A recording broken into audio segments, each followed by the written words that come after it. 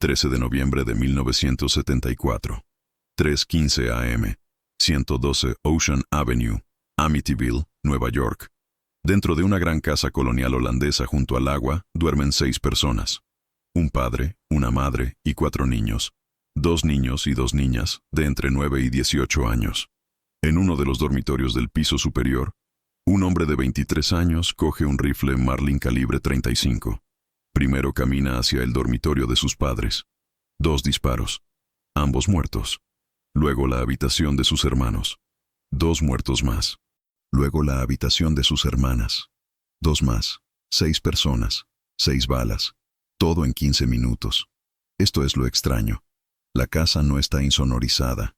El rifle suena fuerte, ensordecedor. Las casas de los vecinos están tan cerca que se oye una voz alta, y ni hablar de disparos. Pero nadie se despertó. Ni los hermanos de las habitaciones de al lado, ni los vecinos de afuera. Todas las víctimas fueron encontradas boca abajo en su cama. No había señales de forcejeo. No había heridas defensivas. Como si hubieran sido sedadas o como si algo las hubiera mantenido en su lugar. El asesino, Ronald DeFeo Jr., conocido como Butch, afirmaría más tarde haber oído voces que le ordenaban hacerlo, que la casa lo obligó a hacerlo.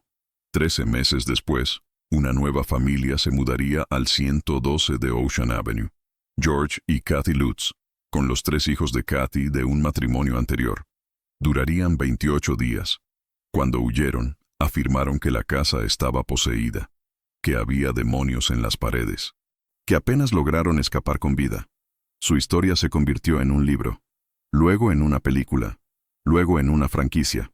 El horror de Amityville se convirtió en una de las historias de casas embrujadas más famosas de la historia estadounidense.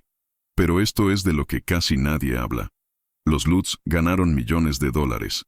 El abogado que representó al asesino admitió que inventaron toda la historia mientras bebían vino. Y todas las familias que vivieron en la casa después de los Lutz dijeron que nunca pasó nada. Entonces, ¿cuál es la verdad? ¿Estaba realmente embrujado el número 112 de Ocean Avenue? ¿O fue escenario del mayor engaño de terror de la historia de Estados Unidos, un engaño construido sobre las tumbas de 6 víctimas reales de asesinato? La casa. Empecemos por la casa misma, porque la casa es donde todo empieza y termina. El número 112 de Ocean Avenue se construyó en 1927. Era una gran casa colonial holandesa de 3 plantas con distintivas ventanas en cuarto de luna que parecían ojos mirando a la calle. Se ubicaba junto al río Amityville, en un tranquilo barrio de clase media de Long Island. No es una mansión, no es una choza, solo una bonita casa familiar en un bonito barrio familiar. En 1965, Ronald DeFeo Sr. y su esposa Louise compraron la casa. Tuvieron 5 hijos: Ronald Jr., llamado Butch, Dawn, Allison, Mark y John Matthew. Ronald Sr. trabajaba en el exitoso concesionario Buick de su suegro en Brooklyn. La familia vivía en una situación acomodada. No eran ricos, pero les iba bien. Desde fuera parecían el sueño americano. Pero dentro del 112 de Ocean Avenue, las cosas eran diferentes. El padre Ronald DeFeo Sr. era, según todos los informes, un hombre violento. Golpeaba a su esposa, golpeaba a sus hijos. Los vecinos reportaron haber escuchado peleas a gritos que duraron horas. Butch, el hijo mayor, fue el que más sufrió.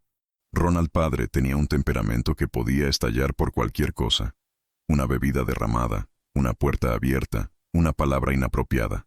Cuando esto sucedía, sacaba los puños. Butch creció viendo a su padre maltratar a su madre. Creció siendo maltratado él mismo. Y en algún momento, algo se rompió en su interior. El hijo a los 20 años, Butch DeFeo era un desastre. Tenía sobrepeso, estaba furioso y era adicto a la heroína. Lo habían despedido de varios trabajos, incluido uno en el concesionario de su abuelo, donde lo pillaron robando. Tenía antecedentes penales: hurto menor, posesión de drogas. Llevaba un rifle calibre .35 por la casa para protegerse, aunque nadie sabía con certeza de qué, y odiaba a su padre. Los dos peleaban constantemente, gritaban y terminaban en peleas a gritos. Una vez, Butch le apuntó con una pistola a su padre durante una discusión. Ronald Sr. llamó a la policía, pero luego retiró los cargos. La familia estaba atrapada en un ciclo de violencia y disfunción. Y el 112 de Ocean Avenue era la olla a presión donde todo se pudría. Algo iba a romperse. La única pregunta era cuándo. 13 de noviembre de 1974. La noche del 12 de noviembre de 1974 parecía bastante normal. La familia DeFeo cenó junta. Ronald padre y Luis se acostaron alrededor de las 11 p.m. Los niños lo siguieron poco después. Butch se quedó despierto hasta tarde, como solía hacer. En algún momento de la madrugada, la policía calcularía más tarde alrededor de las 3:15 a.m. Recogió su rifle Marlin. Lo que sucedió después es un asunto de registro público, documentado en fotografías de la escena del crimen, informes de autopsias y testimonios del juicio. Butch entró en la habitación de sus padres en el segundo piso. Su padre estaba acostado boca abajo, dormido. Butch disparó 2 veces, una en la espalda y otra en el cuello. Ronald DeFeo Sr. murió al instante. Luis DeFeo despertó. Logró girarse parcialmente antes de que Butch le disparara 2 veces. Una bala le dio en la cara. Murió junto a su esposo. Entonces Butch fue a la habitación de sus hermanos. Mark, de 12 años, y John Matthew, de 9, compartían habitación. Ambos recibieron un disparo en la espalda mientras estaban boca abajo. Murieron en el acto.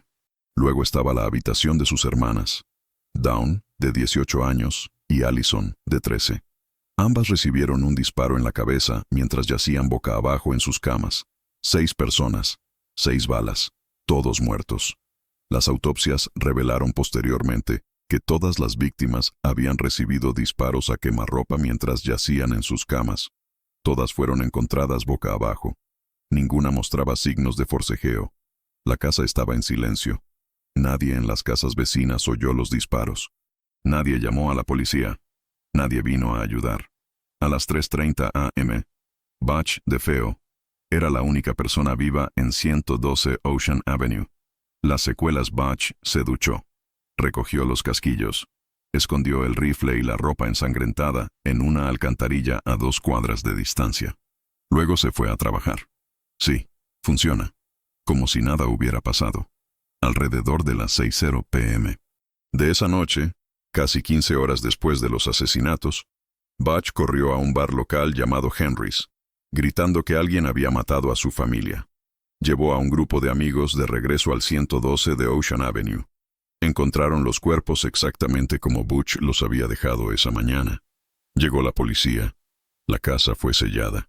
Comenzó la investigación. Y casi inmediatamente, la historia empezó a desmoronarse. Las mentiras comienzan. Butch declaró a la policía que llegó a casa alrededor de las 6 p.m. y encontró a todos muertos. Aseguró que había estado trabajando todo el día, pero sus compañeros dijeron que había salido temprano del trabajo. Su cronología no coincidía con las pruebas. Y cuando los detectives registraron el desagüe, encontraron el rifle, los casquillos y la ropa ensangrentada de Butch. En 24 horas, Butch confesó. Más o menos.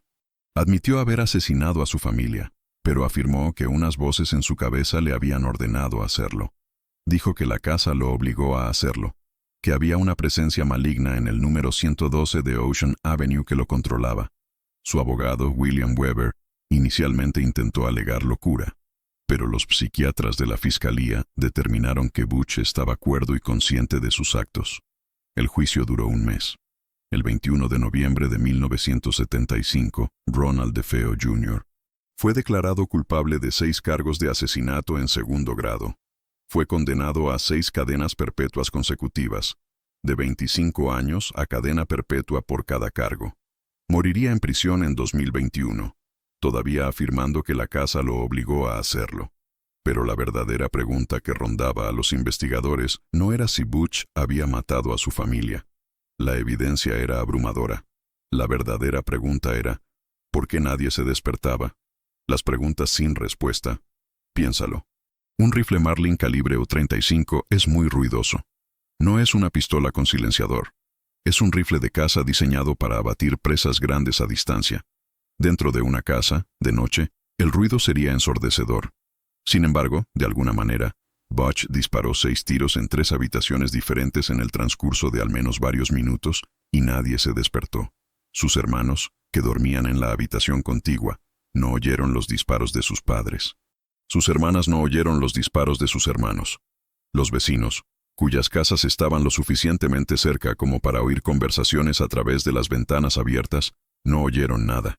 Y todas las víctimas fueron encontradas boca abajo, como si hubieran estado dormidas al momento del disparo. No había señales de forcejeo. No había heridas defensivas. No había indicios de que hubieran intentado huir o defenderse. La explicación oficial de la policía fue que la familia estaba acostumbrada a las discusiones fuertes y podría haber ignorado el sonido. O que quizás Butch usó una almohada para amortiguar los disparos. Pero los forenses no encontraron fibras de almohada en las heridas. Y la explicación de la discusión a gritos no explica por qué los niños no despertaron tras oír el asesinato de sus padres. Algunos investigadores teorizaron que Butch había drogado a la familia.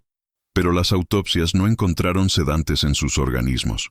Otros sugirieron que Dawn, la hija mayor, podría haber ayudado a Butch a matar a la familia, lo que explicaría por qué su posición corporal era ligeramente diferente. Estaba boca abajo, pero con las manos debajo, como si se hubiera estado sosteniendo antes de recibir el disparo. Pero esta teoría nunca se demostró. La verdad es que no lo sabemos. Y ese misterio, ese vacío en la explicación lógica, es lo que dejó la puerta abierta para todo lo que vino después. Porque cuando la familia Lutz se mudó al 112 de Ocean Avenue 13 meses después, sabían de las preguntas sin resolver. Sabían de las voces que Butch afirmaba oír. Sabían de la extraña y silenciosa masacre, y ya sea intencionalmente o no, construyeron su historia sobre esa base de horror real. Diciembre de 1975. George y Kathy Lutz buscaban un trato. George era agrimensor y Kathy, ama de casa con 3 hijos pequeños de su matrimonio anterior. Querían una casa grande junto al agua, pero no podían permitirse los precios habituales de Long Island. Luego encontraron el número 112 de Ocean Avenue. La casa llevaba más de un año en venta. Todos en Amityville sabían lo que había sucedido allí. El agente inmobiliario estaba legalmente obligado a revelar los asesinatos. El precio de venta se había reducido a $80,000, muy por debajo del valor de mercado para una propiedad frente al mar de ese tamaño.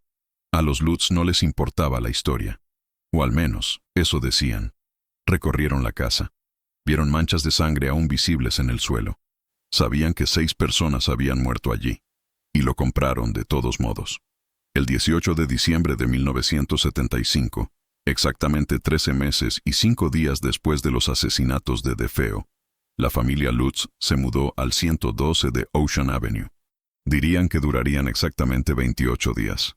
Los 28 días.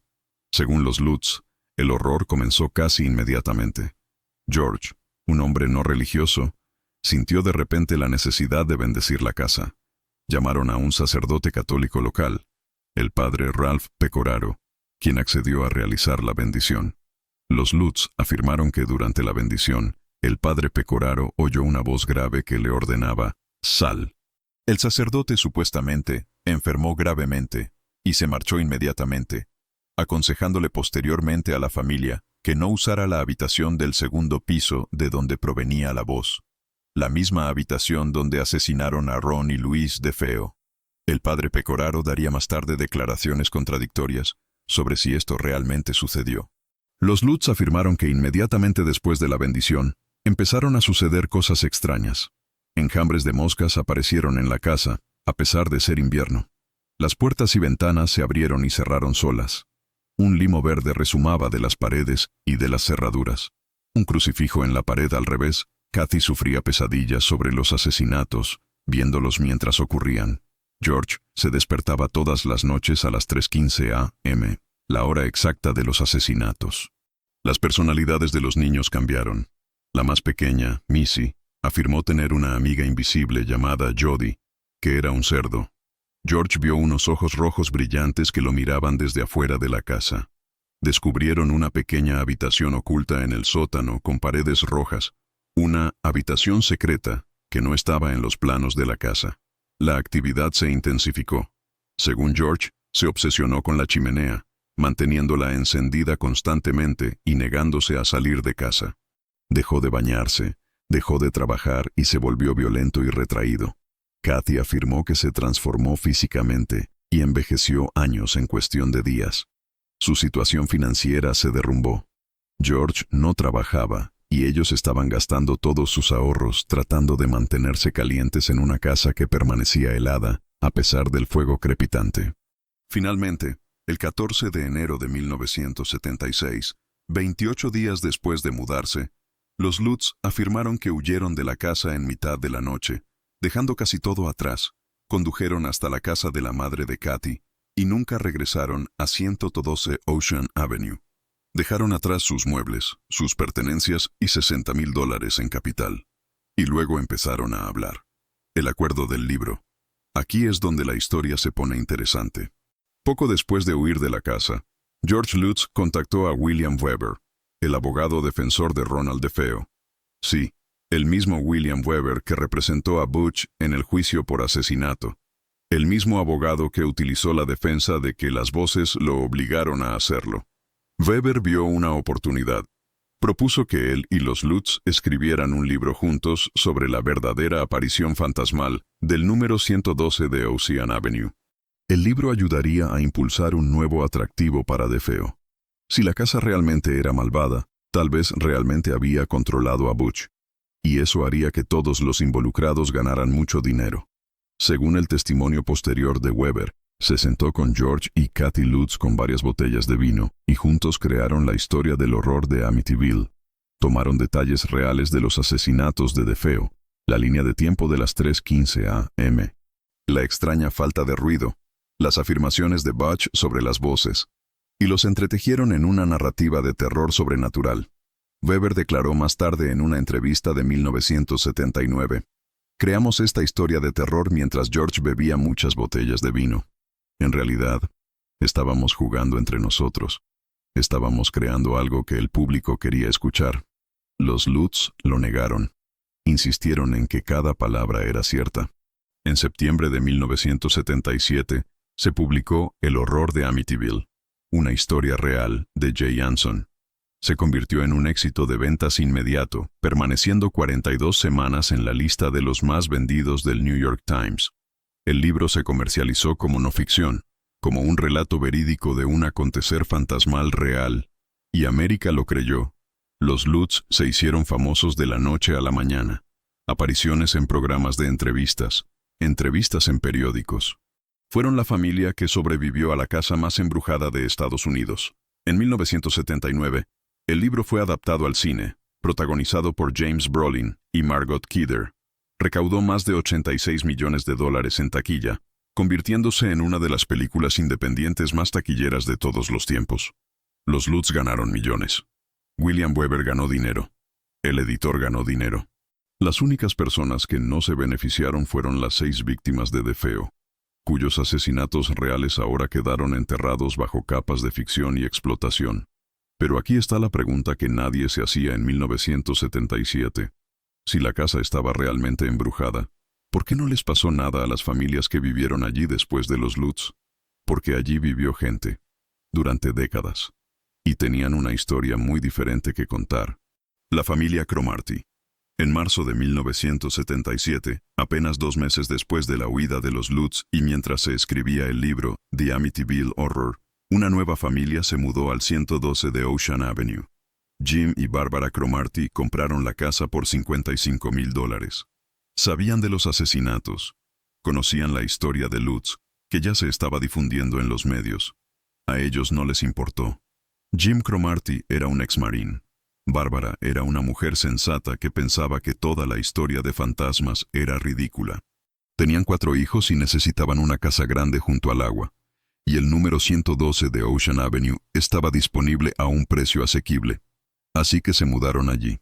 La prensa lo siguió de inmediato. Los reporteros acamparon afuera. Los curiosos pasaban a toda hora. Los autobuses turísticos comenzaron a incluir la casa en sus rutas. Los Cromartie estaban furiosos, no por los fantasmas, sino por la invasión de su privacidad. Concedieron una entrevista a los medios y lo que dijeron fue contundente. Aquí no ha pasado nada raro. Ni voces, ni babas, ni moscas, ni demonios. Lo único que nos molesta es la gente que está afuera tomando fotos y los reporteros que no nos dejan en paz. Vivieron en la casa durante 10 años. 10 años. No 28 días. 10 años. Y según los Cromarty, nunca ocurrió nada paranormal. Ni una sola vez. Barbara Cromarty declaró más tarde a los periodistas: el único problema con la casa era el legado que dejaron los Lutz. No podíamos tener una vida normal porque todos creían que vivíamos en una casa embrujada. La familia finalmente vendió la casa en 1987, no por los fantasmas, sino porque estaban cansados de la atención. Los próximos propietarios. Después de los Cromarty, la casa cambió de manos varias veces. Cada familia que vivía allí refirió lo mismo. No pasó nada. Sin voces, sin babas, sin cerdos de ojos rojos, sin posesiones demoníacas. Los mayores problemas a los que se enfrentaban las familias eran los turistas, los intrusos y algún que otro periodista que buscaba un especial de Halloween. En 1997, la casa fue vendida a Brian Wilson, sin parentesco con el músico de los Beach Boys, quien aún es su propietario al momento de escribir este artículo. Wilson ha vivido allí durante más de 2 décadas. Cuando se le pregunta sobre la actividad paranormal, la respuesta de Wilson ha sido consistente. El único horror aquí son los curiosos que no abandonan la propiedad en paz. La casa en sí ha cambiado desde 1976. Las icónicas ventanas en forma de cuarto de luna se reemplazaron por ventanas estándar para hacerla menos reconocible. La dirección se cambió de Ocean Avenue 112 a Ocean Avenue 108 para disuadir a los turistas, pero la casa sigue ocupada por gente normal, viviendo vidas normales.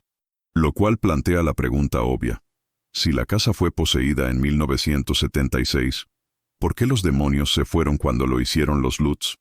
William Weber habla. En 1979, el mismo año en que se estrenó la película Amityville Horror, William Weber, el abogado que representó a Ronald DeFeo y que ayudó a los Lutz a elaborar su historia, dio una entrevista que destrozó toda la narrativa. Él lo admitió. Todo ello. Según Weber, él y los Lutz habían inventado la inquietante historia como un truco publicitario para aumentar el atractivo de DeFeo y ganar dinero mediante acuerdos para libros y películas. Weber afirmó: sé que este libro es un engaño. Creamos esta historia de terror a lo largo de muchas botellas de vino.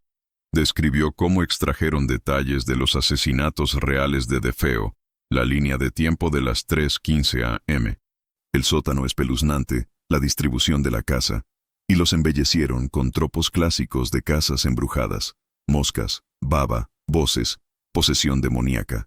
La fórmula era simple: tomar el horror real, 6 personas asesinadas, y agregar horror falso, demonios y fantasmas, para crear una historia que se sintiera auténtica, porque estaba basada en la verdad.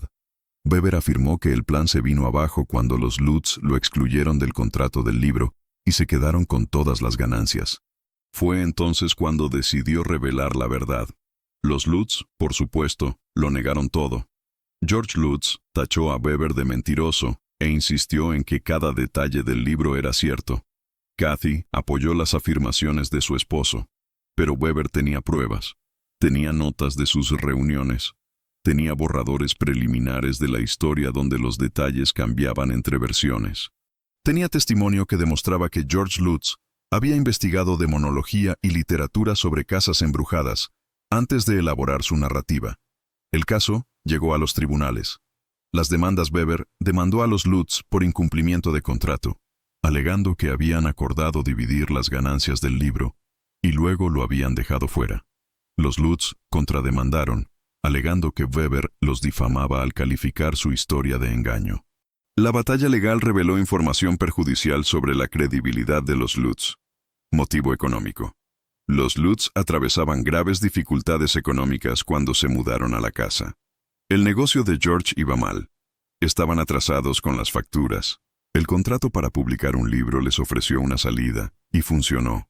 Ganaron unos $300,000 solo con el libro, además de ingresos adicionales por derechos cinematográficos, entrevistas y conferencias.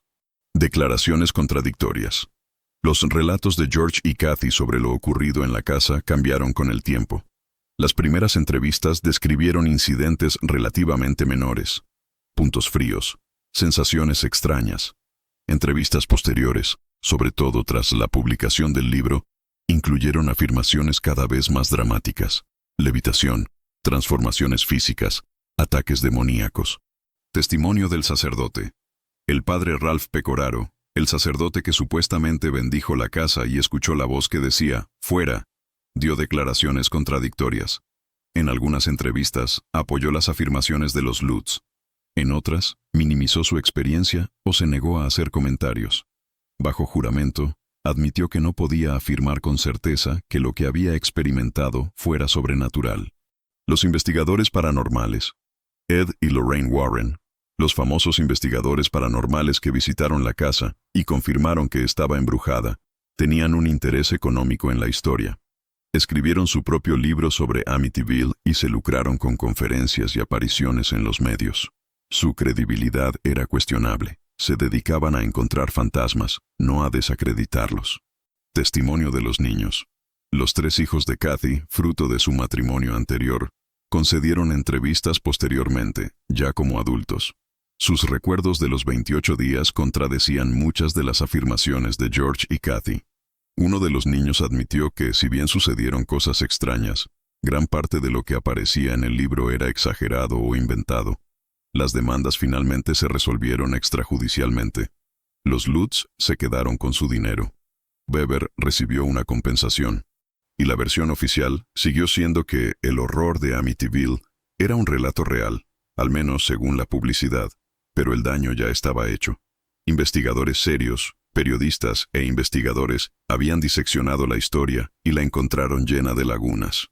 A mediados de la década de 1980, la mayoría de las personas que investigaron críticamente el caso concluyeron que el horror de Amityville fue un engaño muy rentable, construido sobre las tumbas de la familia DeFeo. Las víctimas. Tomemos un momento para recordar a las personas que realmente murieron en 112 Ocean Avenue. Ronald DeFeo Sr., 43 años. Un hombre violento y con mal carácter, sí, pero no merecía que le dispararan por la espalda mientras dormía. Tenía hermanos, padres, amigos, una vida que terminó en un charco de sangre en su propia cama. Luis DeFeo, 43 años. Una mujer atrapada en un matrimonio abusivo, intentando mantener unida a su familia. Despertó y vio a su esposo muerto y a su hijo con un rifle en la mano. Esos fueron sus últimos momentos. Dawn DeFeo, 18 años, recién graduada de la preparatoria. Tenía toda la vida por delante. Sin embargo, su hermano mayor le disparó en la cabeza. Allison DeFeo, 13 años. Una niña. Estudiante de secundaria con amigos, aficiones y sueños. Se fue. Mark DeFeo, 12 años. Un niño que amaba el béisbol. Le dispararon por la espalda mientras dormía junto a su hermano menor. John Matthew DeFeo, de 9 años. El menor. Estudiante de 3er grado. Murió sin entender por qué su hermano lo mataba.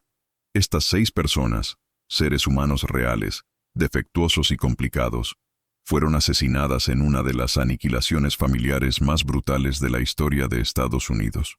Y su legado se convirtió en una historia de fantasmas. Una historia donde la casa es la villana, donde demonios y fantasmas eclipsan el crimen, donde la gente no visita para llorar a las víctimas, sino para tomarse selfies frente a la casa del terror de Amityville.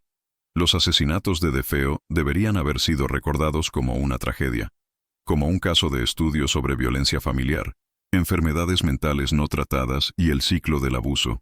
En cambio, se convirtieron en una atracción de casa embrujada. La industria. El horror de Amityville no terminó con el primer libro y la primera película. Se convirtió en una franquicia. Se han realizado más de 20 películas con el nombre Amityville. La mayoría no tiene nada que ver con la casa original ni con los asesinatos de DeFeo. Son simplemente películas de terror genéricas que usan la marca Amityville para vender entradas. Se han publicado docenas de libros, algunos de los cuales afirman ser relatos verdaderos y otros admiten que son ficción. Hay documentales, podcasts, videos de YouTube y programas de investigación paranormal. Todos se benefician de la historia de Amityville. La casa en sí se ha convertido en un destino turístico. A pesar de los intentos de los actuales propietarios por mantener la privacidad, la gente sigue pasando, tomando fotos y a veces invadiendo la propiedad.